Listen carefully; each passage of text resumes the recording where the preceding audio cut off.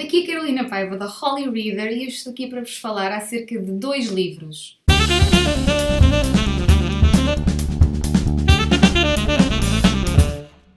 Os dois livros que eu vos quero falar é A Ilustre Casa Ramires, do Eça de Queiroz, que foi o nosso querido clássico para o mês de janeiro, e Todos os Brancos Sabem Dançar, do Calaf Epalanga. Antes de vos começar a dar a opinião de cada um deles, vocês sabem aqueles meses em que nada daquilo que vocês definiram que iam ler... Não é assim que eu quero dizer. Vocês sabem aqueles meses em que definem uns certos livros que querem ler e quando chegam ao final do mês se aperceberam-se que não leram nenhum. Não foi assim tão mal comigo, mas foi quase assim. Eu tinha definido uma série de livros para ler durante o mês de janeiro e de fevereiro, e durante o mês de janeiro li alguns livros, mas não li aqueles que eu tinha definido. Durante o mês de fevereiro, que com muita surpresa minha já está quase a terminar, apercebo-me que também não li nada daquilo que eu tinha definido. Mas, pensamento positivo, não faz mal. Vou-vos falar daquilo que eu li. Vou começar por falar então da Ilustre Casa Ramires, do Eça de Queiroz. Vou deixar aqui em baixo na caixa de informações, ou então aqui em cima, o link para o vídeo do direto que nós fizemos no encontro que tivemos em Leiria.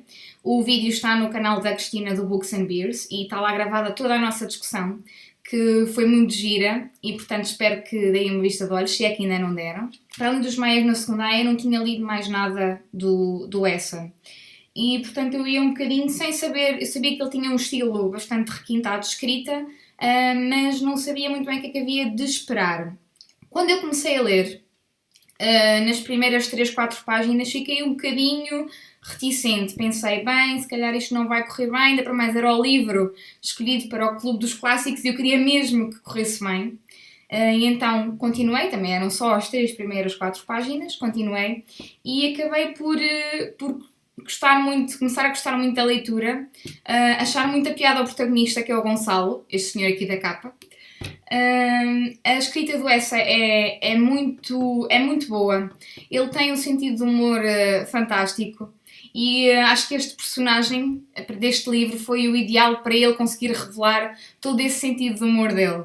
O ponto mais fraco do livro é a trama, porque realmente não existe grande trama para além de algumas peripécias do dia-a-dia e deste Gonçalo, da personalidade que ele tem, de ser muito egocêntrico, das ambições que ele tem de ascender a um cargo político importante, de toda aquela vida, de viver a vida para as aparências, e portanto é um retrato um bocadinho, bastante português, acho que podemos dizer isso, pelo menos de algumas pessoas. É muito engraçado quando estamos a ler verificarmos que algumas coisas ainda se mantêm, especialmente nos meios mais pequenos, mas não conseguimos deixar de rir porque ele consegue criar aqui situações fantásticas, de forma que dissemos falar muito da história, porque eu acho que de facto não é esse o ponto central do livro de maneira nenhuma, é realmente desfrutar da escrita do Eça, das coisas pequeninas e dos pormenores, das descrições que ele consegue fazer, que são muito boas.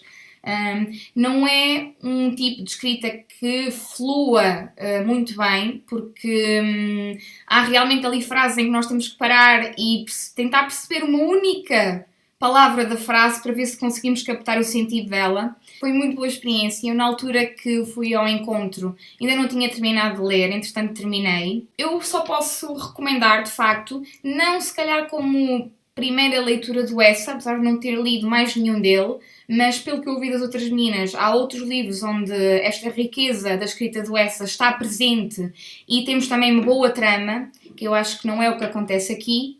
Passando agora para Também os Brancos Sabem Dançar, do Calaf.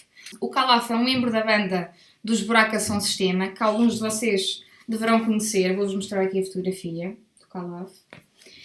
E este é o primeiro romance dele, editado pela Caminho. Ele já escreve crónicas e acho que ele já tinha editado também um livro de crónicas, editou livros de crónicas já anteriormente, 2 até.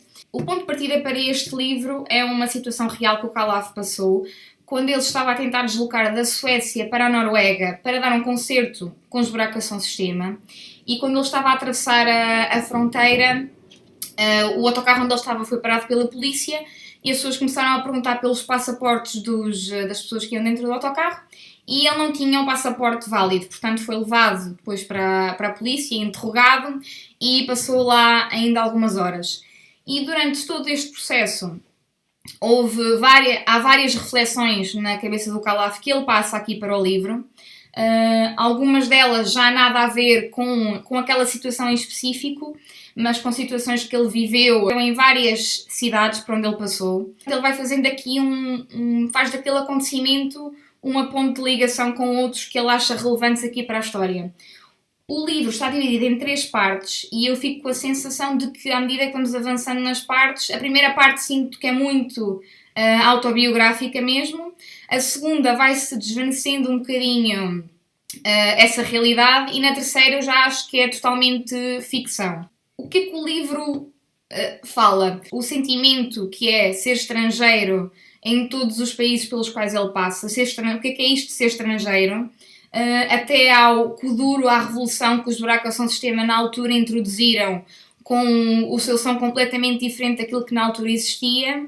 Tem um bocadinho também de romance, tem um bocadinho de história de Angola. Ele consegue passar muito bem a parte histórica e social de Angola. Nós não sabemos realmente as dificuldades que as pessoas lá atravessam e ele, através de algumas histórias reais pelas quais ele passou e de pessoas que ele conheceu, conseguimos mesmo estar lá no momento em que ele está a contar as histórias. Eu achei que, para um primeiro romance, está muito original. É um livro que se lê muito bem. Eu li o livro em 2 ou 3 dias, acho eu.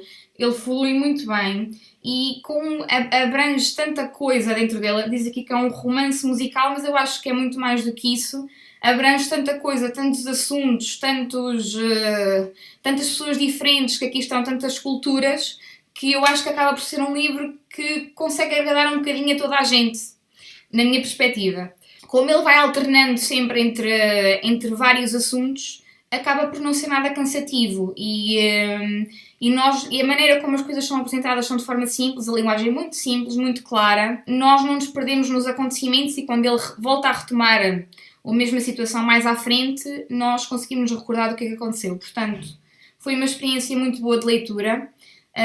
Só posso recomendar também. Entretanto, estou a terminar já mais 2 leituras, portanto em breve virá aí outro vídeo e vou já começar a pensar nas leituras de março, que espero conseguir cumprir, porque eu quero ler muitas senhoras da literatura durante o mês de março, aliás, exclusivamente grandes senhoras da literatura. Contem-me vocês o que é que estão a pensar a ler já para março, o que é que acharam da opinião destes livros, ficaram curiosos com o Khalaf, partilham da mesma opinião do que eu com o Essa, que outros livros é que conhecem dele e recomendam.